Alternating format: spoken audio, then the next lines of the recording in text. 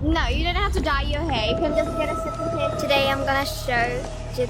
ছেলেকে বিয়ে করো, সংসার করো, শাহবাগীরা নিজেরা তো নাস্তিক হয়েছেই। মামা আমাকে প্রিন্সেস ট্রিটমেন্ট দিচ্ছে, বয়ফ্রেন্ড তো দিল না তাই। গন্ধ আসতেছে কোত্থেকে? খুব বাজে একটা গন্ধ।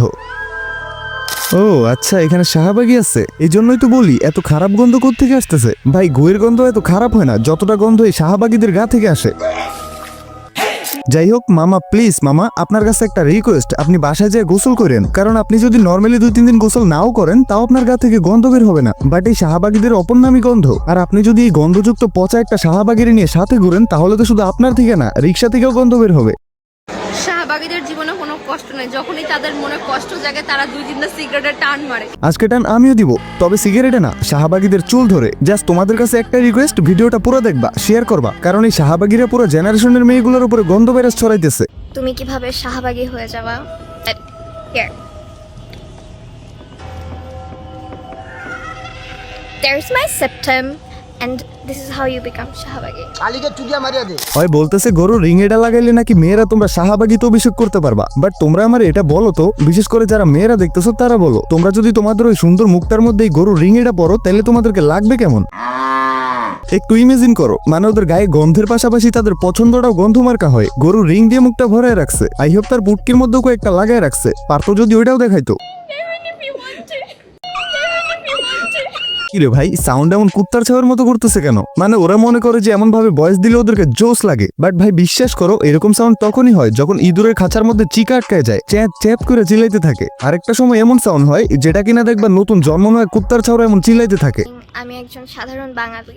ভাই আর যাই হোক, মেয়েটা কিন্তু কিউট আছে, বাট শাহবাগীদের বৈশিষ্ট্য যে এত খারাপ গাইস, একটা কিউট ভালো মেয়েরও গন্ধযুক্ত ডাস্টবিন বানায় দিতে পারে। মেইন কথা হচ্ছে এই শাহবাগীদের মধ্যে অনেকেই ডে বাই ডে নাস্তিক হয়ে যায়। শাহবাগীরা নিজেরা তো নাস্তিক হয়েছেই, পুরো জেনারেশনকে নাস্তিক বানানোর পায়তারা শুরু করছে।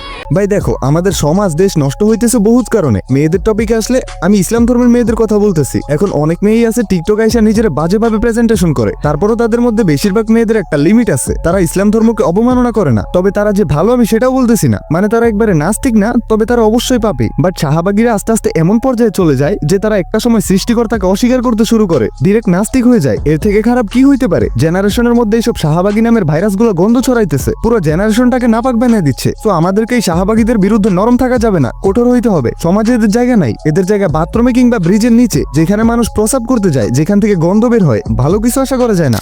ছেলেকে বিয়ে করো, সংসার করো, কাপড় ধোও, ঠান্ডা সময় দরকার কি ভাই? একটা মেয়েকে বিয়ে করো। ঠিক আছে, তারপরে তোমরা দুজন মেয়ে একসাথে বসে থালা বাসন মাইজো।